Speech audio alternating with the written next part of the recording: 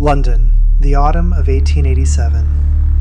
In a government office in Whitehall, a civil servant is signing a document that will quietly set in motion the largest intelligence operation the world has ever seen. It will run for the next 130 years. It will stretch from the hill stations of British India to the back rooms of Cairo hotels. It will break German naval codes, install kings in Baghdad, parachute saboteurs into occupied France, hunt Indian revolutionaries across 3 continents, and be betrayed from the inside by a handful of men recruited in Cambridge dining rooms. And when the empire that built it finally began to die, it would spend its final years trying, with incinerators and weighted crates, to burn and drown every piece of paper that showed what it had actually done. This is the story of what happened to the British Empire's hidden intelligence networks. Section 1. The Thuggee and Dacoity Department and the Birth of Central Special Branch, 1887 to 1904. The Indian Origin Point, Shimla.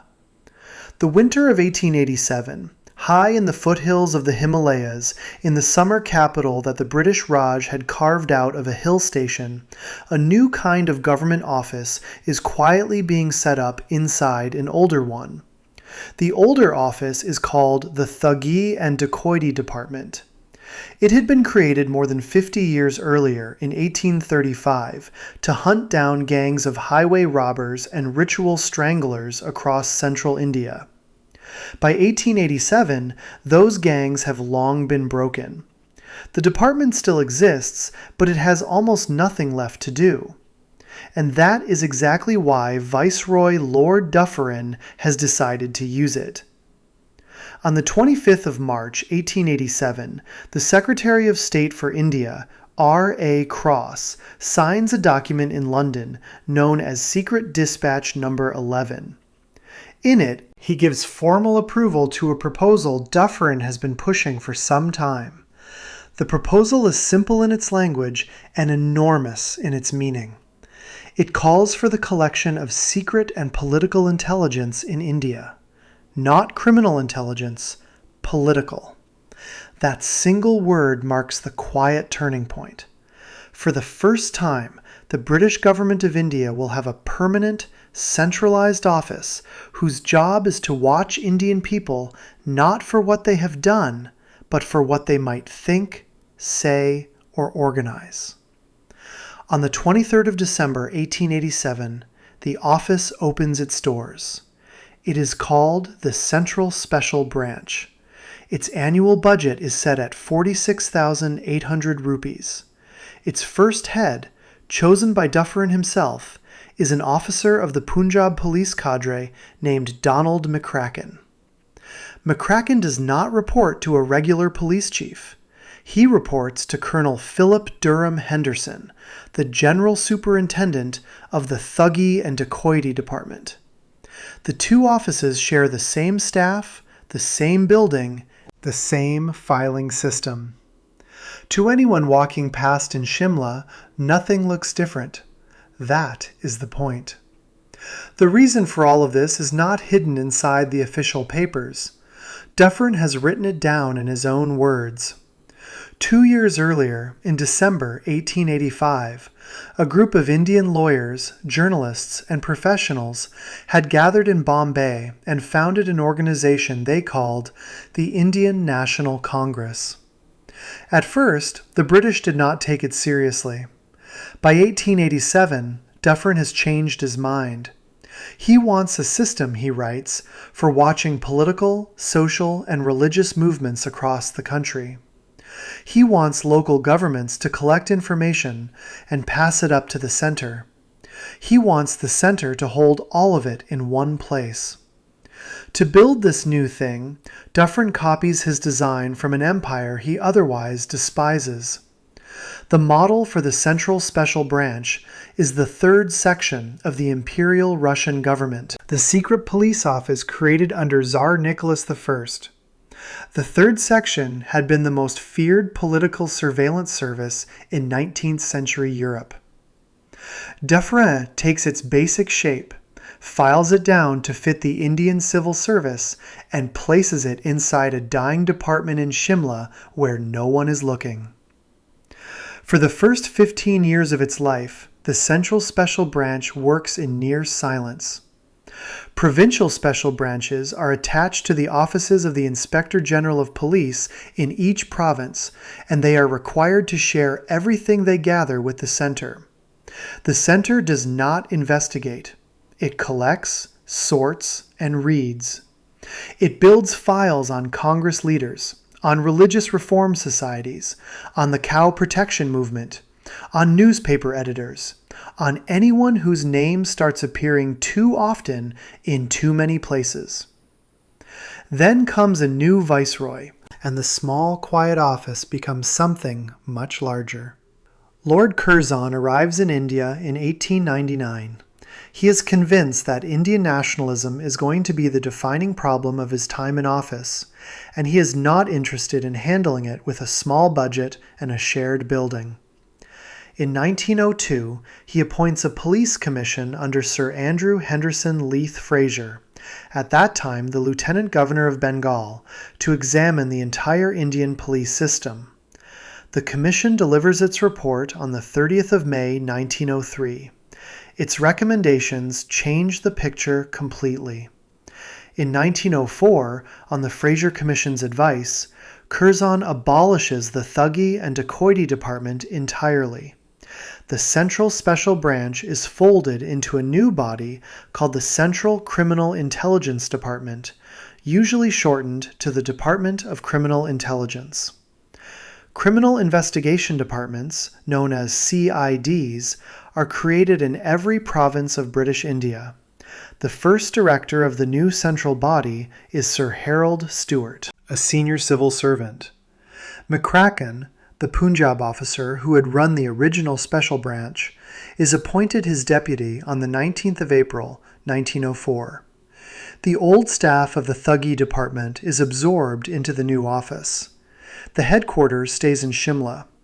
The new body has one job above all others: political intelligence. Its charter describes it as collecting and testing information on social, religious, and political movements. The power to investigate ordinary crimes is deliberately stripped away by the Secretary of State, who writes in Dispatch No. 70, dated the 22nd of April, 1904, that investigation is the business of the provinces. The center is for watching political life. This is where the modern story begins. The Department of Criminal Intelligence will be renamed the Intelligence Bureau in 1920, 1 year before the Government of India Act of 1919 fully comes into force. Section 40, subsection 2 of that act will state that the Intelligence Bureau is to keep the government posted with matters relating to the security of the Indian Empire. The Bureau will continue to operate out of Shimla for decades. As late as the 1940s, the rickshaw pullers in Shimla will still refer to its headquarters by its oldest name. They will call it the Thuggee Daftar, the Thuggee Office. Every major British intelligence institution that follows will carry some piece of what was built in Shimla that winter. The method of centralized political files, the habit of watching movements rather than individuals, the use of provincial stations reporting to a single reading desk, the discipline of keeping the real work hidden inside the husk of an older and duller office. All of it is already in place, fully formed, 2 years before anyone in London thinks to set up a Secret Service bureau at home. By 1904, the machine exists. The question now becomes what it will be asked to do as the empire begins its longest and most dangerous century, and how quickly the men running it will understand that the enemies they are about to face will not come only from within India. Section 2. Room 40 and the Zimmermann Telegram. October 1914 to April 1917. SIGINT as a weapon that altered a world war. London. The early weeks of August 1914. The war has just begun, and the British Admiralty is already doing something that will change the nature of warfare forever, though none of them yet understand that is what they are doing. On the night of the 3rd of August, hours before Britain formally enters the war, a British cable ship called the Alert moves quietly into the English Channel and cuts Germany's 5 underwater telegraph cables that run across the Atlantic. This single act of sabotage, planned years earlier by a subcommittee of the Committee of Imperial Defense, forces Germany to send almost all of its long-distance military and diplomatic messages by wireless radio instead of by cable. Wireless signals travel through the open air. Anyone with the right receiver can listen in. Within days, the Admiralty begins picking up coded German transmissions from the powerful German radio station at Nauen, just outside Berlin. The intercepts land on the desk of Rear Admiral Henry Oliver, the director of the Intelligence Division. Oliver cannot read a word of them. Nobody at the Admiralty can. Britain has no organization for breaking codes. Winston Churchill, then First Lord of the Admiralty, and the incoming First Sea Lord, Admiral John Fisher, ask Oliver to build one from nothing. Oliver turns to a friend. Over lunch at the United Services Club in London, he offers the job to Sir Alfred Ewing, a silver-haired Scottish engineer who happens to be the Director of Naval Education. Ewing is 59, a former professor with a deep interest in ciphers as a personal hobby. He accepts. In October 1914, the new code-breaking group is given a small office on the first floor of the old Admiralty building in Whitehall. The office number is 40. On the 6th of November 1914, the team formally moves in. The name Room 40 sticks, even as the group later spreads across many connected offices, and even after it is officially renamed NID 25. Ewing staffs the room in a way no intelligence service had ever been staffed before. He ignores the military and pulls in civilians. William Montgomery, a middle-aged clergyman who translates German theology, Nigel de Grey, an Eton-educated book publisher, so quiet his colleagues nickname him the Dormouse. Dilwyn Knox, a classics scholar who studies ancient Egyptian papyrus fragments and is said to do his best thinking in a bathtub. Alastair Denniston, a former Olympic field hockey player and expert on German literature. Chess champions, linguists, academics on summer leave from Cambridge and Oxford. By mid-1915, about 30 of them are working in the building. The breakthrough does not come from cleverness alone, it comes from luck. On the 26th of August, 1914, the German cruiser SMS Magdeburg runs aground off the coast of Estonia. The Russian Navy seizes a copy of the Signalbuch der Kaiserlichen Marine, the main German naval codebook, and hands one of their captured copies to the British. On the 11th of August, the Royal Australian Navy boards the German steamer Hobart near Melbourne. Its captain tries to hide the ship's papers in the middle of the night. He is caught. A second codebook, the Handelsverkehrsbuch, reaches London by the end of October. On the 30th of November, a British trawler pulls a safe out of the wreck of a sunken German destroyer, the S-119. Inside is the third codebook, the Verkehrsbuch, which Germany uses to talk to its embassies and naval attachés abroad. Within months, the civilians in Room 40 are reading German signals almost in real time. By the end of the war, they have decoded roughly 15,000 intercepted messages. Their work helps guide the Royal Navy to the Battle of Dogger Bank in January 1915, and to meet the German High Seas Fleet at the Battle of Jutland in May 1916. In November 1914, Captain Reginald Hall takes over as Director of Naval Intelligence. Hall has a sharp facial twitch that makes one eye blink constantly. The staff call him Blinker. He understands something his predecessors did not, which is that breaking codes is only half the job. The other half is protecting the fact that you have broken them. Hall builds a ring of secrecy around Room 40 so tight that for months the codebreakers are not allowed to know what happens to the intelligence they produce. Only a handful of senior officials ever see the decoded messages. Then comes January 1917. Germany is losing the war on land and deciding to restart unrestricted submarine attacks on ships in the Atlantic, a policy it knows may push the neutral United States into the war. On the 16th of January 1917, German Foreign Secretary Arthur Zimmermann sends a coded telegram to his ambassador in Mexico City. The telegram travels by a neutral Swedish cable route that passes through London. Room 40 intercepts it the same day. Montgomery and de Grey begin work immediately. Within hours, they have a partial decode. Within 2 weeks, they have the full message. Zimmermann is offering Mexico a military alliance against the United States. If America enters the war, Germany will help Mexico reclaim Texas, New Mexico, and Arizona. What Blinker Hall holds in his hand is political dynamite. The problem is how to use it without revealing that Britain can read German diplomatic traffic. Hall solves the problem with a careful lie. He arranges for a second copy of the telegram to be quietly obtained in Mexico City, as if through a local bribe or burglary, so that the Americans will think the leak came from there. On the 22nd of February 1917, he hands the decoded text to the United States Embassy in London. On the 1st of March, President Woodrow Wilson reads it at his White House desk.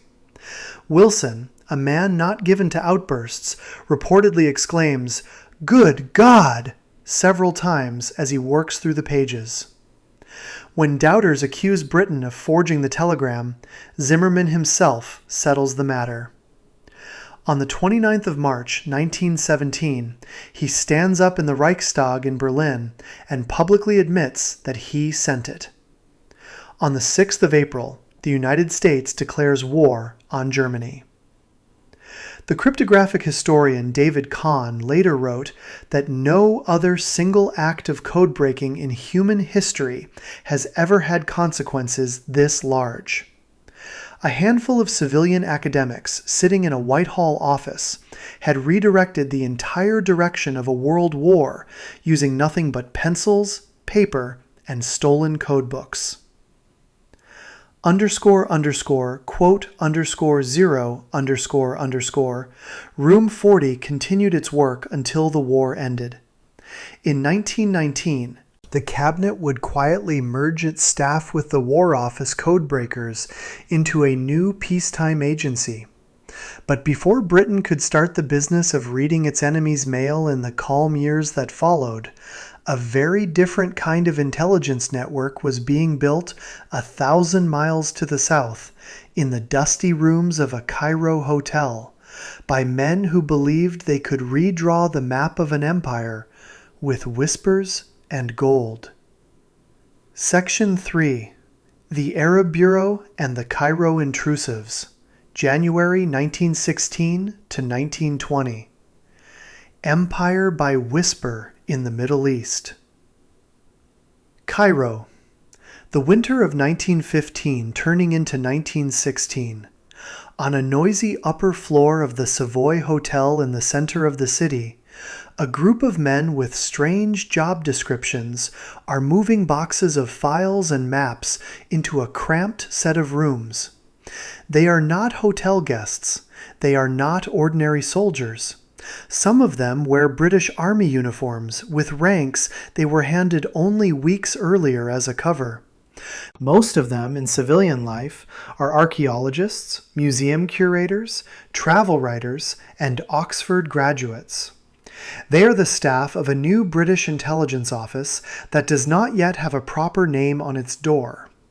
It will come to be called the Arab Bureau. Inside 4 short years, this small team will help redraw the borders of the Middle East in ways that still shape the region today. The Bureau does not begin in Cairo. It begins in London, in the mind of a single politician named Mark Sykes. In December 1915, Sykes returns from a long tour across the Middle East and writes a report that alarms the British government. German and Ottoman officials, he reports, are flooding the Arab world with anti-British propaganda, and Britain has nothing organized to push back. Sykes proposes a new office to gather intelligence, coordinate policy, and produce counter-propaganda aimed at Arab audiences. The proposal runs into a fight inside the British government. The India office in London and the Viceroy of India, Charles Hardinge, do not want Cairo running intelligence operations in the Persian Gulf region, which Delhi considers its own territory. The Secretary of State for India, Austen Chamberlain, objects loudly. The argument is settled by an unlikely supporter in London, the Director of Naval Intelligence, Captain Reginald Blinker Hall, the same man running Room 40. Hall backs Cairo. A compromise is reached. On the 7th of January 1916, a Committee of Imperial Defense paper formally establishes the Arab Bureau as a section of Sudan intelligence in Cairo. Its formal purpose, in the words of that paper, is to harmonize British political activity in the Near East and to keep the Foreign Office, the India Office, the Committee of Defense, the War Office, the Admiralty, and the Government of India all informed about the direction of German and Turkish policy. The Bureau will report through Brigadier General Gilbert Clayton to the British High Commissioner in Egypt, Sir Henry McMahon, and through him to Foreign Secretary Sir Edward Grey in London. Clayton is named head or chief of the Bureau. David Hogarth, a naval intelligence officer as well as an Oxford archaeologist and museum curator, is made acting director. His deputy is Kinahan Cornwallis. Around them gathers a strange collection of people. Gertrude Bell, a wealthy English traveler and Arabic speaker who has already walked across much of Arabia and will later become the chief British advisor in Iraq. Aubrey Herbert, a half-blind aristocrat fluent in Turkish. Philip Graves, a journalist. George Ambrose Lloyd, a future colonial governor. Alfred Guillaume, a young Oxford scholar of Oriental Studies. And a small, quiet, sunburnt archaeologist who had spent years digging in Syria before the war. His name is Thomas Edward Lawrence. Lawrence dubs the whole circle the intrusive. It is his private joke. They are intrusive on the Ottoman Empire, intrusive on rival British departments, intrusive on almost every established authority in the region. Working from their suite of rooms in the Savoy Hotel, they build what amounts to a semi-independent think tank inside the British war machine. Their main job at the start is to support an uprising that Britain has been quietly encouraging for months.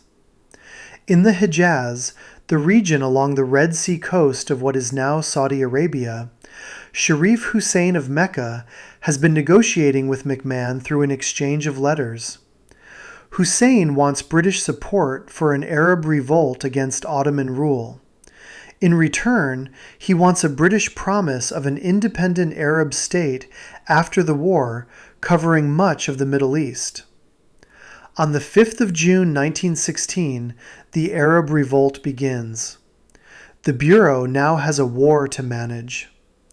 It produces a classified internal newsletter, the Arab Bulletin, which circulates among a tightly controlled list of British officials. It writes Arabic-language propaganda newspapers, Al-Qibla in the Hejaz, and Al-Kawkab, and Jaradat Filastin in Cairo, telling Arab readers that Britain is fighting to defend Islam and free Arab peoples. It runs liaison officers into the Hijaz to meet with Hussein's sons. In October 1916, Lawrence is dispatched on the first of these missions. He meets with Prince Faisal and decides Faisal is the right man to lead the fight. From that moment on, Lawrence is embedded with Faisal's forces.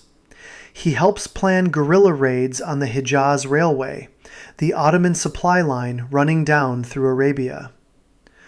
On the 6th of July 1917, a mixed force of Bedouin fighters under Audua Abu Tayyi and Lawrence crosses the desert and captures the Red Sea port of Aqaba from the landward side, a blow the Ottomans never saw coming.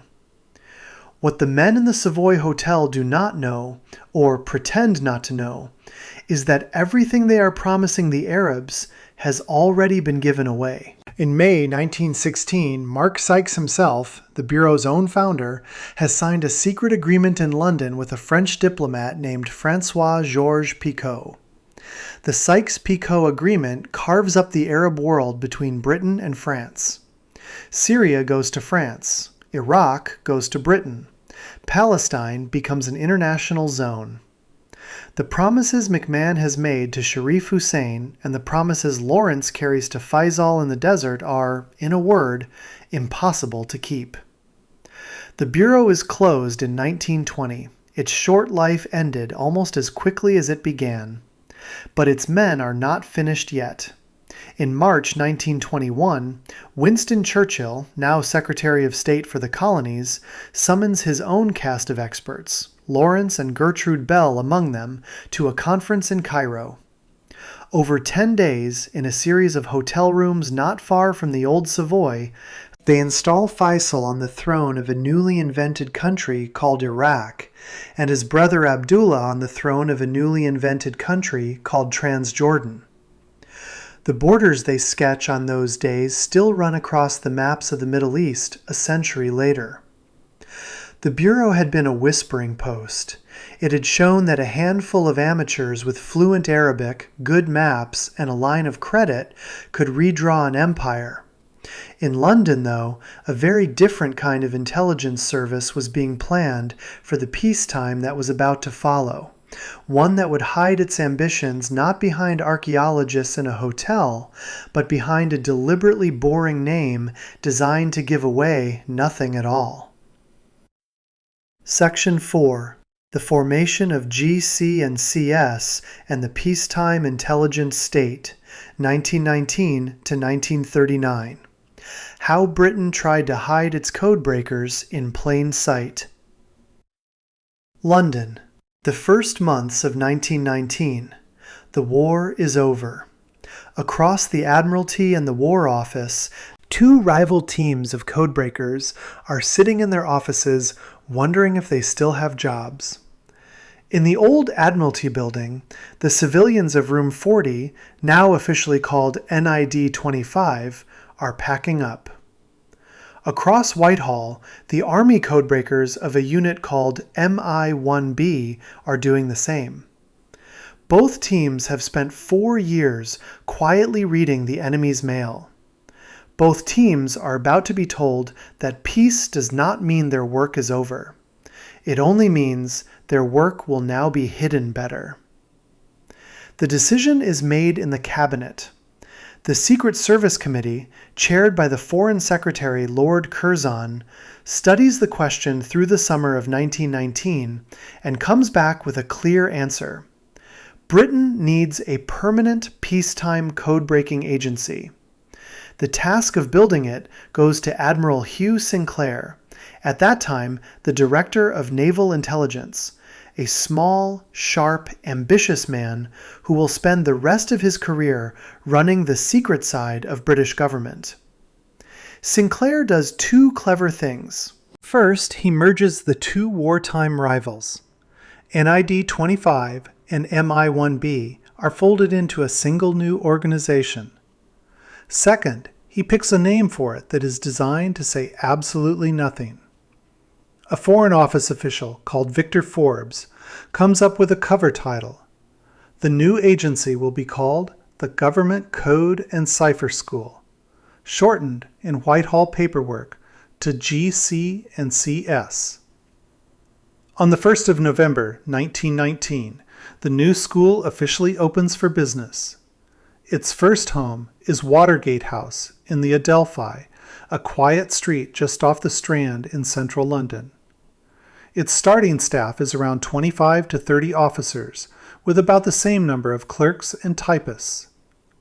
Its first operational head is Alistair Denniston, the former Scottish Olympic hockey player who had sat in room 40 through the Zimmermann affair. Denniston had been chosen over the Army's preferred candidate, Major Malcolm Hay, a victory for the Navy in the quiet war between the two services over who would run British signals intelligence. The school has two jobs. The public one is printed on the inside of official files.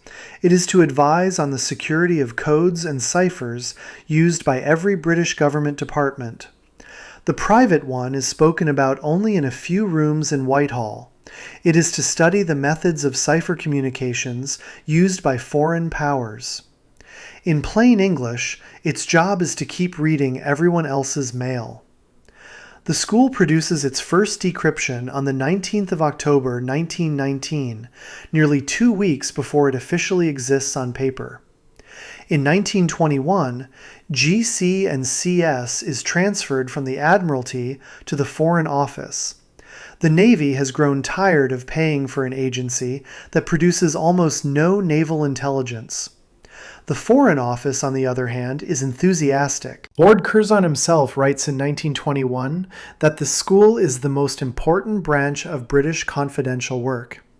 In 1923, Sinclair takes over as chief of the Secret Intelligence Service, the organization now known as MI6, and the two services are placed under his personal command. By 1925, both are co-located on different floors of a building called Broadway Buildings, opposite St. James's Park. Decoded messages are distributed around Whitehall inside blue-jacketed files that officials come to know simply as the BJs. Through the 1920s, the school does its best work against an unexpected target. It is reading Soviet diplomatic ciphers with great success. Then, in May 1927, the quiet ends. During a row over Soviet interference in the British general strike, Prime Minister Stanley Baldwin stands up in Parliament and reads out details drawn directly from the decrypted Soviet traffic. Moscow gets the message. The Soviets change their codes almost overnight, and GC and CS will struggle for years to get back in. It is a lesson Britain will not forget. The rule, written in blood and paper, is that you do not burn the source to win a newspaper argument. Through the 1930s, the school grows slowly. An outstation called the Far East Combined Bureau is set up in Hong Kong in 1935 and later moved to Singapore in 1939.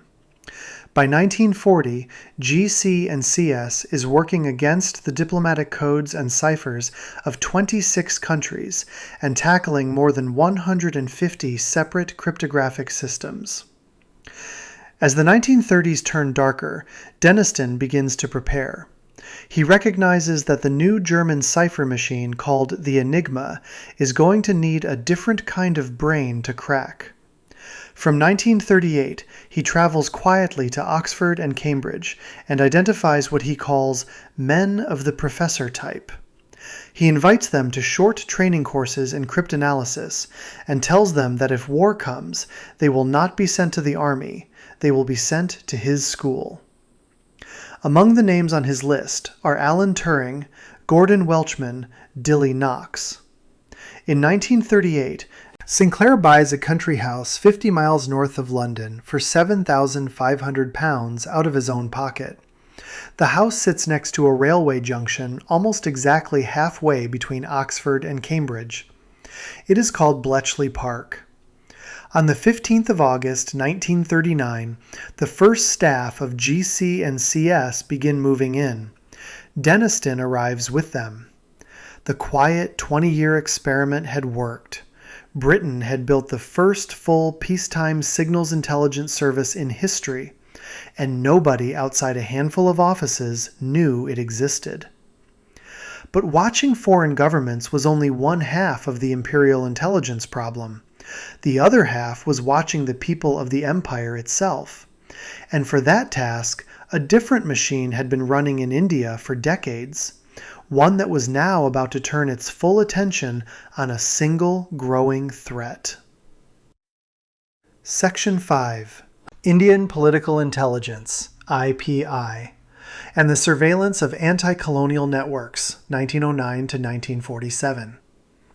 The Global Watcher of Indian Descent. Highgate, North London, a quiet, leafy street. Between 1905 and 1910, the building at 65 Cromwell Avenue is rented out as a hostel for Indian students studying in Britain. It is called India House. On the surface, it looks like any other student residence of the period, full of young men from Bombay and Calcutta in ill-fitting English suits. On the inside, it is something very different. Its founders, including a radical lawyer named Shyamji Krishnavarma and a young law student named Vinayak Damodar Savarkar, have turned it into the main European base of the early Indian revolutionary movement. The house runs a nationalist newspaper. It prints pamphlets. It trains men in the use of firearms. And it is the starting point of a story that will put the British Empire into the business of tracking a single nationality across 4 continents for the next 40 years. The warning shot comes on the 1st of July, 1909. A young Indian engineering student named Madan Lal Dhingra walks into an imperial event at the Imperial Institute in South Kensington and shoots dead Sir William Hutt Curzon Wyllie, a senior British official at the India Office. The killing shocks London. Within weeks, the British government decides that it can no longer treat Indian political activity in Britain as a local police matter. In July 1909, Scotland Yard's Special Branch creates a dedicated Indian section. Around the same time, India House is shut down. The revolutionaries, though, do not stop. They scatter across Europe. Some move to Paris, some to Berlin, some to Switzerland. Others cross the Atlantic to the United States and to Canada. In January 1910, the India office in London takes the next step. It brings over from Bombay a decorated police superintendent called John Arnold Wallinger and sets him up in his own office. His mission is to track Indian revolutionaries anywhere in the world. Wallinger is 40 years old, born in Pune, the son of an Indian civil service forestry officer. He speaks several Indian languages. He is known in intelligence circles as a brave officer willing to black up and move undercover among suspects. His new office is called the Indian Political Intelligence Office, or the IPIO. It is a small, strange little agency. It does not report to MI5. It does not report to MI6. It reports directly to the India office. Its one job is to watch Indians who oppose British rule. By the time the First World War begins in 1914, Wallinger has built something remarkable. Operating out of Paris undercover as a British General Staff officer, working hand in glove with the French Sûreté, he runs a European network that the historian Richard Popplewell later describes as not much smaller than the European intelligence operations of the new Secret Service Bureau itself. His agents are in Switzerland. His files fill up with names. During the war, Wallinger recruits a young English novelist to run agents for him in Geneva. The novelist's name is William Somerset Maugham, and the fictional spy master R in Maugham's later Ashendon stories is based directly on Wallinger himself. The main wartime target is the so-called Hindu-German conspiracy, a scheme run out of Berlin by Indian revolutionaries and German intelligence officers to smuggle weapons and trained fighters into India and spark a mass uprising. Wallinger's office, working alongside MI5 and Scotland Yard, helps roll the conspiracy up across 3 continents. After the war, the office is reorganized and expanded. In 1921, it is formally renamed Indian Political Intelligence, shortened to IPI. By the 1920s, its files cover every major strand of Indian political life outside the subcontinent: communism, the Khilafat movement, the Indian National Congress, the Communist Party of Great Britain, Indian activists in North America, Indian activists in the Soviet Union, Indian activists linked to the League Against Imperialism. After 1924, new files open on the activities of the Axis powers in their dealings with Indian nationalists. The surveillance reaches into individual lives. One file follows the revolutionary Manabendra Nath Roy from his arrest in Kanpur through his expulsion from France, his founding of a new communist party, his prison sentences, his health problems, his marriage, his release. Another tracks Subhas Chandra Bose's travels through Europe, his meetings with officials, his long campaign to find foreign backers for Indian independence. The files pull in intercepts and reports from MI5, from MI6, from Scotland Yard Special Branch, and from the Intelligence Bureau in Delhi. Everything flows back to one reading desk in London. By 1937, under the Government of India Act 1935, the Intelligence Bureau in India begins posting Central Intelligence officers out to the provinces for the first time, tightening the surveillance net at home. London still holds the master file. The office finally closes with the end of the Raj in 1947. Its records are placed under lock and key, first under the Commonwealth Relations Office, then under the Commonwealth Office, then under the Foreign and Commonwealth Office. They stay sealed for 50 years. In 1997, the files are finally opened to researchers, and scholars get their first full look at what had actually been done. The archive covers 17 separate subject categories running from 1912 to 1950. Some of the individual files inside it had been classified for nearly a century. Everything the office had done depended on reading people's letters, following their movements, and building files that could follow them across borders. It was a surveillance operation aimed at an idea as much as at a group of men. But the Empire was about to discover that watching dissent from London was a very different problem from what happened when an entire territory it ruled turned on it with guns. In a small country on the eastern edge of the Mediterranean, the next great failure of British imperial intelligence was about to begin. Section 6. The British Mandate in Palestine and the Jewish Agency Intelligence Dependency, 1936 to 1948. The paradox of an empire that outsourced its own spying. Jerusalem. The spring of 1936. On the 15th of April, a group of Arab gunmen stops a convoy of trucks on a road near Tulkarm and shoots 2 Jewish drivers. The next day, the Jewish militant group Irgun kills 2 Arab workers near Petah Tikva. Within days, the violence spreads. On the 25th of April, Arab leaders from across Palestine form a body they call the Arab Higher Committee under the Mufti of Jerusalem, Hajj Amin al-Husseini, and declare a general strike. The strike lasts 6 months. The British Mandate, which had ruled Palestine since the end of the First World War, suddenly has an uprising on its hands. At the moment the revolt begins, British intelligence in Palestine is already in quiet crisis.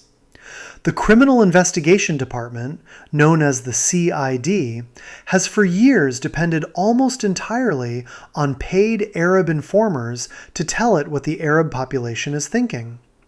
As the revolt grows, those informers begin to disappear. Some are threatened. Some are killed. Some simply refuse to talk.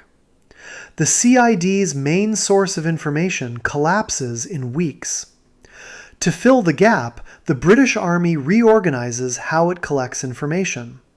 Battalion headquarters across the country begin issuing daily afternoon intelligence bulletins. Officers called Special Service Officers, or SSOs, are given cars fitted with wireless transmitters so that important reports can be sent straight to Army headquarters in Jerusalem. These SSOs, attached to the Royal Air Force and Army intelligence, quickly become more useful than the old CID network. But they need eyes and ears on the ground, and those eyes and ears increasingly belong to someone else. The Jewish Agency, the main political body of the Jewish community in Palestine, runs its own intelligence network through its political department and a section called the Arab Division. The Arab Division employs Jewish controllers who run Arab agents across the country. In September 1937, the Jewish Agency appoints a young officer named Reuven Zaslani, later known as Reuven Shiloah, as its formal liaison for intelligence and security with the British. The head of the political department, Moshe Chertok, sometimes brings reports directly to the British High Commissioner himself. Piece by piece, the British Mandate begins to rely on Jewish-run intelligence to understand what is happening in Arab villages it cannot enter. By late 1936, informal meetings are taking place between British officers and Jewish agency agents. A Royal Air Force intelligence officer in Nablus named Captain Windsor, known to the Jews as the Duke, becomes a trusted contact. In 1938, Windsor arranges a meeting between a leading Jewish agent called Ezra Danin and Captain Fitzpatrick, the intelligence officer of the 9th Royal Hussars. The arrangement goes further. In June 1938, with approval from Lieutenant General Archibald Wavell and his successor, Lieutenant General Robert Haining, a British Army intelligence officer called Captain Ord Wingate is allowed to form a joint British-Jewish unit called the Special Night Squads. Wingate is an eccentric Christian Zionist who believes the Bible has given Palestine to the Jews. He bases his squads at the kibbutz of Ein Harod. By the end of 1938, his unit has 100 men, British regular soldiers mixed with Jewish supernumerary police, drawn from the Haganah, the main Jewish underground militia. Among the young recruits Wingate personally trains are two men whose names will become very famous in later Israeli history: Moshe Dayan and Yigal Alon. The night squads are violent. Wingate shoots prisoners. He threatens whole villages with collective punishment if weapons are not handed over. At the village of Al-Bassa in October 1938, British forces kill around 20 people in a reprisal. At Halhul, near Hebron, villagers are left to die in open cages in the sun. The revolt is suppressed with what one scholar later calls devastating effectiveness. By the time the Arab Revolt ends in 1939, roughly 5,000 Palestinian Arabs have been killed, around 244 British have died, and 112 executions have been carried out. Palestinian political leadership is destroyed. Haj Amin al-Husseini flees into exile. Wingate himself is pushed out. His Zionist sympathies alarm his superiors. In 1939, his passport is stamped with the words, "Not allowed to enter Palestine." But his squads have done something permanent. They have put British weapons and British training into the hands of the Haganah. The bill comes due after the Second World War. The same Jewish organizations that had acted as Britain's eyes during the Arab Revolt now turn their weapons on the British themselves. Groups called the Haganah, the Irgun, and the Lehi begin a loosely coordinated armed struggle against British rule. British intelligence, having relied so heavily on the Jewish agency, cannot see the turn coming. On the 22nd of July, 1946, the Irgun bombs the King David Hotel in Jerusalem, the British administrative headquarters. 91 people are killed. Historians later write plainly that British intelligence had failed to anticipate the threat because it had outsourced the collection of intelligence inside the Yishuv to the Yishuv itself. By May 1948, Britain is gone from Palestine. Israel is declared on the same day. __quote_2__. Palestine had shown that an empire which rented its ears from the people it was watching could be ambushed by them. Even so, within a year of the mandate ending, a very different kind of British intelligence effort was already underway. This one designed not to sit in embassies and police stations, but to blow up railway lines behind enemy lines in occupied Europe. Section 7. The Special Operations Executive, July 1940 to 1946. The Sabotage Empire. Churchill ordered set Europe ablaze. London, the summer of 1940. France has just fallen to the Germans. The British Army has been driven off the beaches at Dunkirk. Britain stands alone in Europe with no way to fight the Germans on the ground. Winston Churchill, the new Prime Minister, decides that if Britain cannot invade, it will instead send small groups of people into occupied Europe to blow things up, burn things down, and help local resistance fighters kill Germans. On the 22nd of July 1940, the War Cabinet formally approves a new secret organization to do exactly this. It is called the Special Operations Executive, or SOE. Its political head is Hugh Dalton, the Minister of Economic Warfare. That same day, according to Dalton's own diary, Churchill tells him to go and set Europe ablaze. The new organization is built out of 3 smaller bodies that already exist. Section D, a secret sabotage wing of MI6 run by Major Lawrence Grand. MIR, a War Office research unit under Major J.C.F. Holland. And Electra House, a Foreign Office propaganda operation. They are all merged into one command. The headquarters is set up at 64 Baker Street in central London, a plain office building that gives SOE staff their unofficial nickname for the rest of the war. They call themselves the Baker Street Irregulars. The first chief is Sir Frank Nelson, a former Conservative MP. He is replaced in 1942 by Sir Charles Hambro, a banker with strong Scandinavian connections. In 1943, command passes to Brigadier Colin Gubbins, a soldier who had cut his teeth in the Irish War of Independence and written the British Army's manuals on guerrilla warfare. Gubbins runs SOE until the end. SOE grows fast. By 1945, it directly employs or controls more than 13,000 people. Of these, 3,200 are women. Some work in London as coders, forgers, and wireless operators. Some, after 1942, are parachuted into occupied Europe as couriers, agents, and network leaders. Training stations spread across the British countryside. Station 17 at Brickendonbury teaches sabotage. Tame Park in Oxfordshire trains wireless operators, one of the most dangerous jobs in the war. Station 12 at Aston House designs weapons. SOE research workshops invent silenced pistols, time-delayed detonators, explosives hidden inside fake pieces of coal, radios hidden inside suitcases, and shoes that leave fake footprints. The job is lethal.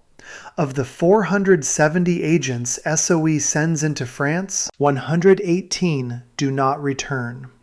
The life expectancy of a wireless operator behind enemy lines is about 6 weeks. Agents wear civilian clothes so that if they are captured, they can expect to be tortured and shot as spies. Many are. The operations run from the edge of the Arctic to the southern Mediterranean. In January 1942, Operation Postmaster sees a small team of SOE men slip into the neutral Spanish port of Fernando Po off the coast of West Africa, cut the anchor chains of 3 Axis ships during a party, and tow them away in the dark. In Yugoslavia, SOE officers fight alongside Tito's partisans and inflict damage on German forces out of all proportion to their numbers. In Crete, on the 26th of April 1944, Patrick Lee Firmer and a small team kidnap the German general Heinrich Kreipe and march him across the island to a waiting boat. The most famous single mission of the war is in Norway. The Germans are trying to produce heavy water at the Norsk hydro plant at Vemork, a chemical needed for their atomic bomb research. On the 16th of February 1943, 6 Norwegian commandos trained by SOE parachute onto the Hardangervidda Plateau. They link up with an advance team already on the ground. On the night of the 27th of February, 9 of them climb down into a frozen gorge, cross a half-frozen river, scale a 500-foot cliff, cut through a gate, and blow up the heavy water production cells in the plant basement.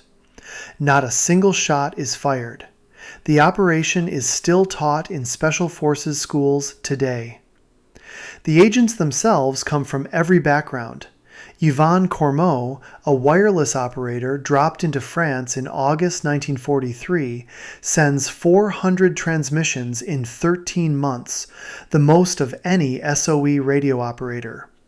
Violette Sabo, a young widow, is parachuted into France, captured, tortured, and executed at Ravensbrück. Pearl Witherington, originally a courier, ends up commanding around 1,500 French Maquis fighters in the Wrestler circuit during the D-Day landings. Walter Freud, the grandson of Sigmund Freud, is dropped into Austria in 1945 to raise resistance behind German lines. SOE is dissolved in January 1946. Its archives are a mess. Many of the records are destroyed on purpose in the post-war weeding of sensitive files. A large number of the rest are lost in an accidental office fire. Much of what survives will not be released to the public for another 50 years. SOE had shown that small teams with the right equipment could do damage on a scale out of all proportion to their size. But while British agents were parachuting into France, a very different set of British citizens, recruited years earlier in Cambridge lecture halls, had been quietly working from the inside of British intelligence itself for a very different government. Section 8. The Cambridge Five and the Catastrophic Penetration of British Intelligence, 1934 to 1963. The Hidden Empire. Inside the Hidden Empire. Cambridge, England. The early 1930s.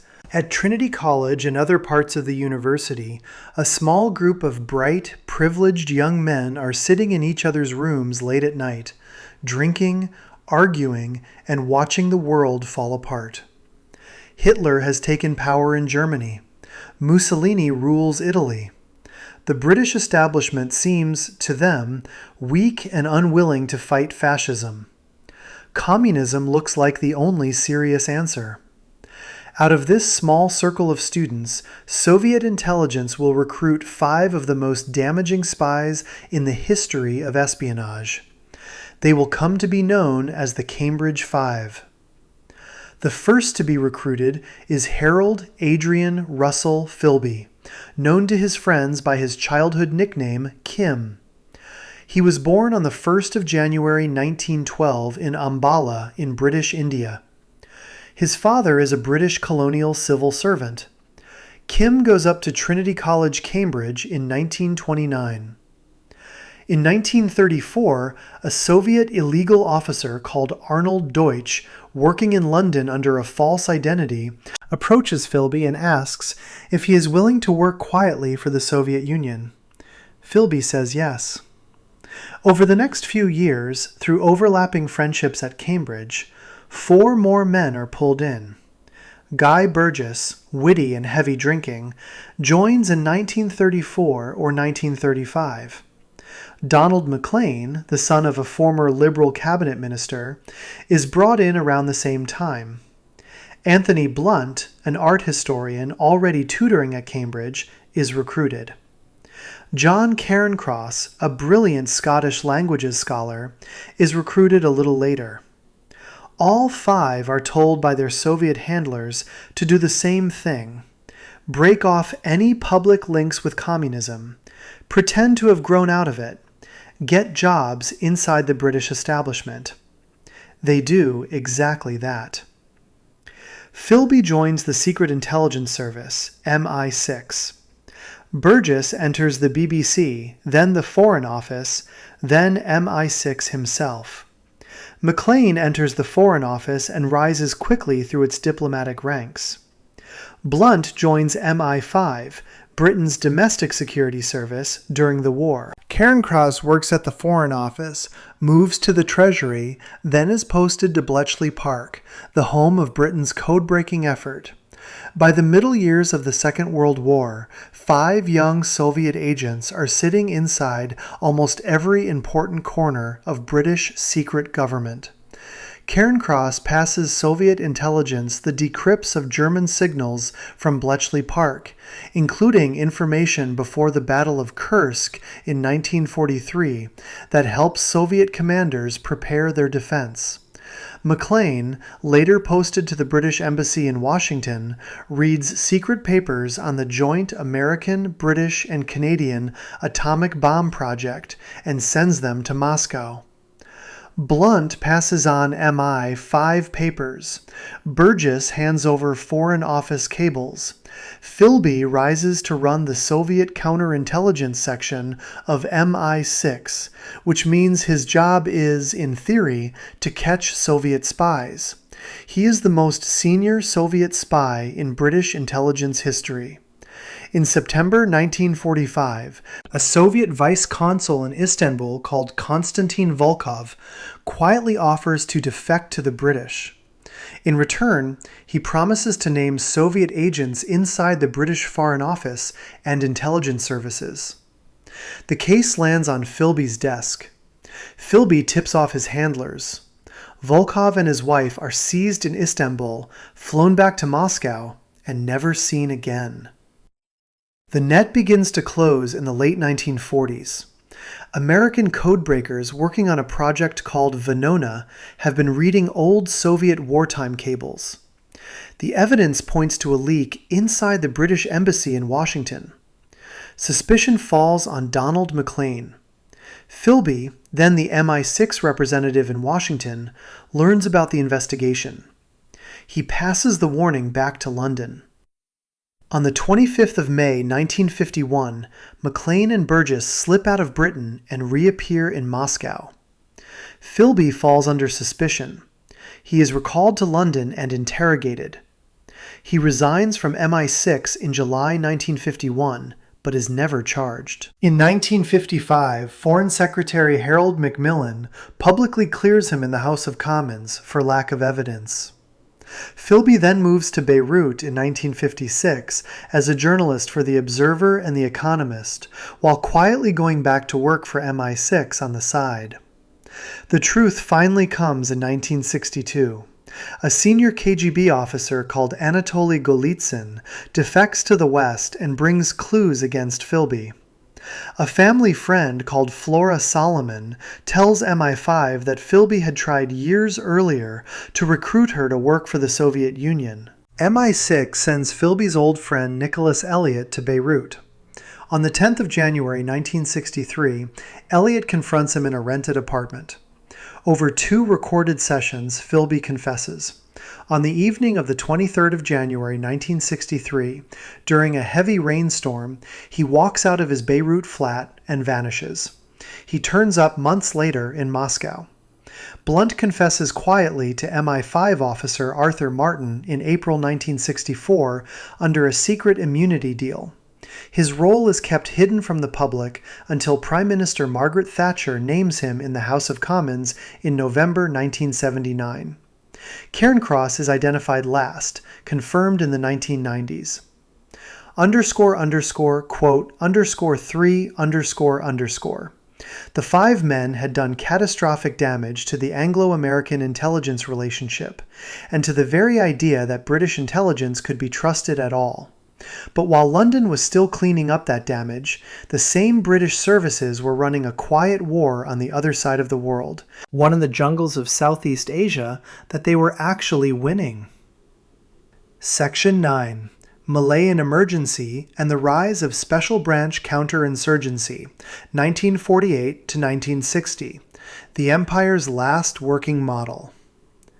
Perak, Northern Malaya. The morning of the 16th of June, 1948. On a rubber plantation near the town of Sungai Siput, 3 European planters are shot dead at their desks within hours of each other by small groups of young Chinese gunmen. The killings are the opening move of an armed uprising by the Malayan Communist Party, or MCP, made up mostly of ethnic Chinese fighters who had been trained by the British themselves to fight the Japanese during the Second World War. The same men are now turning those weapons on British rule. Within 2 days, on the 18th of June, the British colonial government declares a state of emergency across Malaya.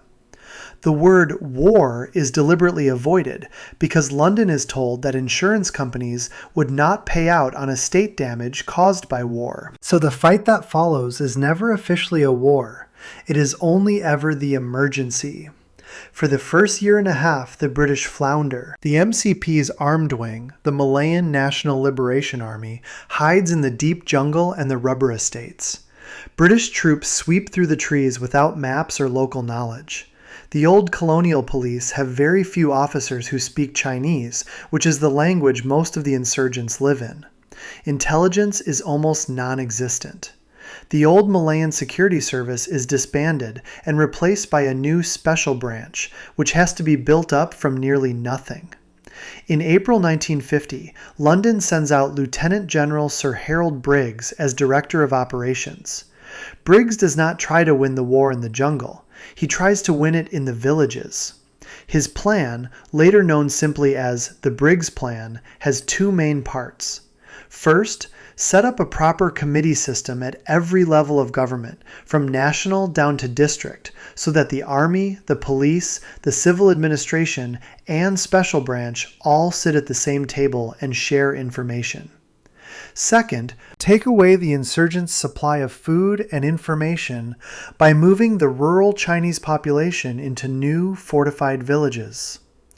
Between 1950 and 1952, roughly 400,000 rural Chinese squatters are relocated into around 500 newly built new villages, ringed with barbed wire, floodlights, and watchtowers, and placed under tight curfews.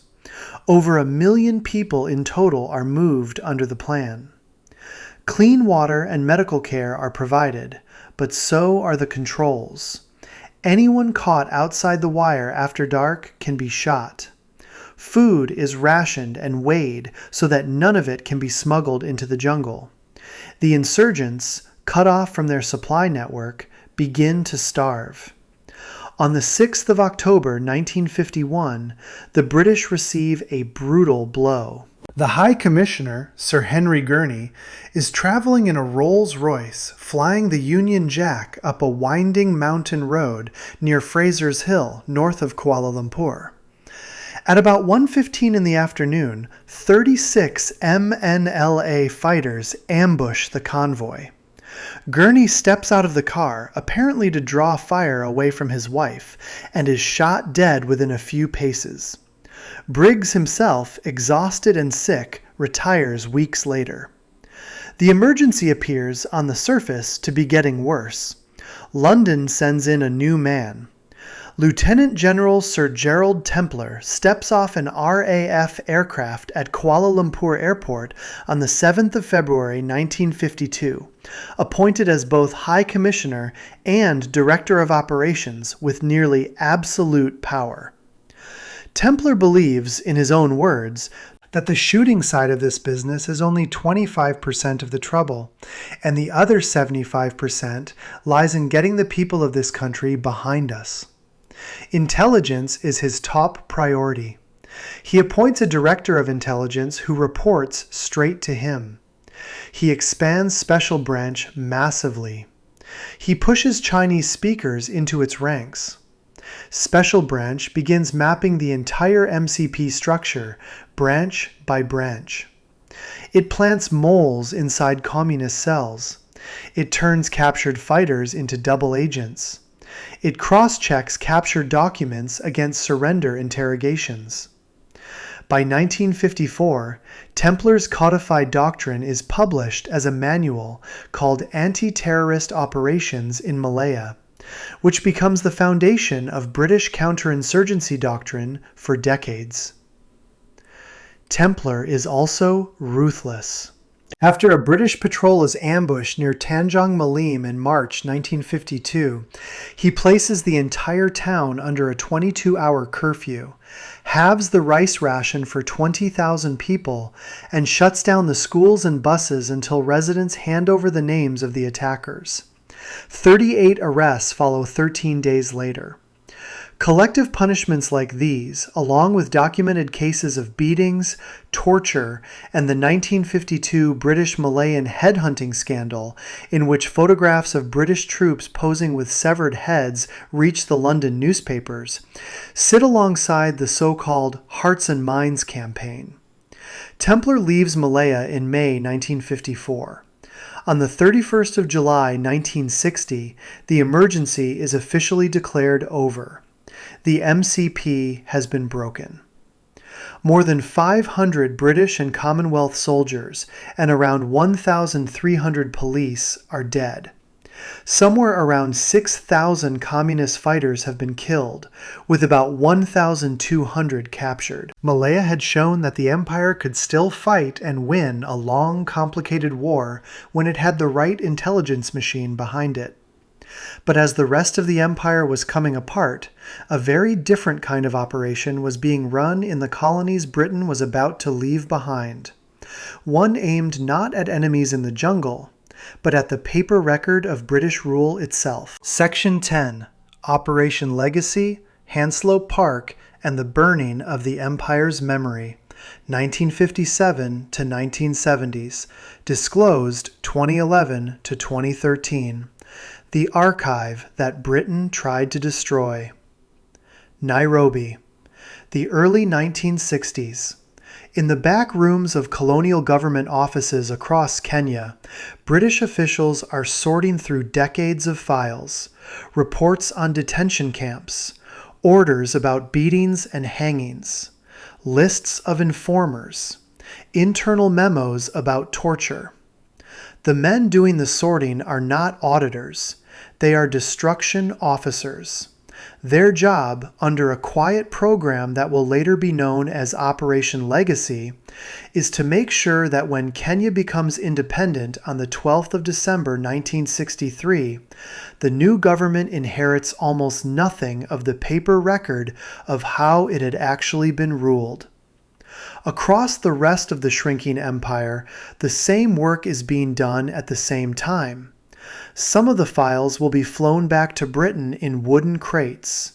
Most will be burned. The program had begun earlier. In 1957, as Britain prepared to hand over Malaya, 5 lorry loads of sensitive documents were driven to the Royal Navy base in Singapore, and fed into the incinerator there. The destruction was so large that the smoke became embarrassing. Britain had already learned this lesson once, in 1947, when the burning of files in Delhi before Indian independence had filled the sky with smoke for days and been reported openly by Indian newspapers. The empire did not want any more pillars of smoke over departing governors' residences. The program becomes a formal policy on the 3rd of May, 1961. On that day, the Secretary of State for the Colonies, Ian MacLeod, sends a telegram to British embassies and colonial administrations across the empire. It gives precise guidance on what must be done with sensitive files before a colony becomes independent. Any document that might embarrass Her Majesty's government must be removed. Any document that might embarrass the police, the military, public servants, or informers must be removed. Any document that might be interpreted as showing racial prejudice or religious bias must be removed. Any document that might compromise intelligence sources must be removed. Officials who carry out the destruction are told to send destruction certificates back to London as proof the work has been done. The methods are set out in detail. Burning, incineration, acid.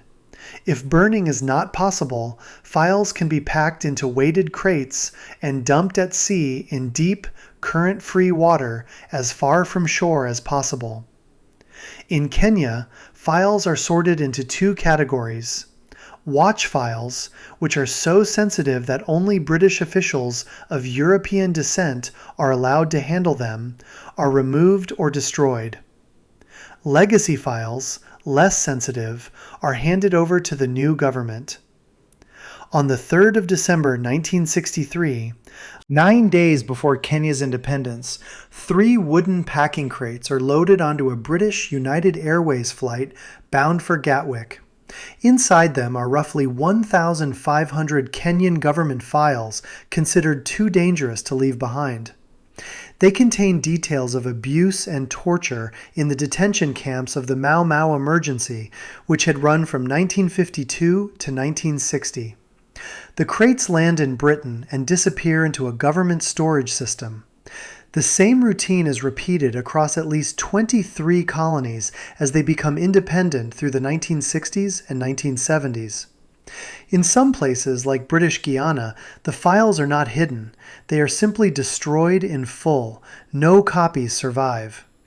For almost 50 years, the British government denies that any of it ever happened. In 1967, when the Kenyan government formally requests its own colonial records back, British officials insist that everything was left behind at independence. The same lie is repeated in the 1970s to international bodies, including UNESCO and the International Law Commission. The lie breaks open in 2009. 5 elderly Kenyans who had been tortured in the Mau Mau camps, represented by a firm of London lawyers and backed by the research of historians David Anderson, Caroline Elkins, and Hugh Bennett, sue the British government. To defend itself, the Foreign and Commonwealth Office is forced to admit in 2011 that it is holding a large, secret archive of colonial-era documents at a government facility called Hanslope Park in Buckinghamshire. The archive is far larger than anyone expected. It contains records from 37 former colonies. Some 8,800 files that had been marked for destruction were instead quietly sent back to London. About 20,000 files in total are held at Hanslope. Between April 2012 and November 2013, under the oversight of Cambridge historian Professor Tony Badger, the files are slowly transferred to the National Archives at Kew. They are given the reference FCO-141.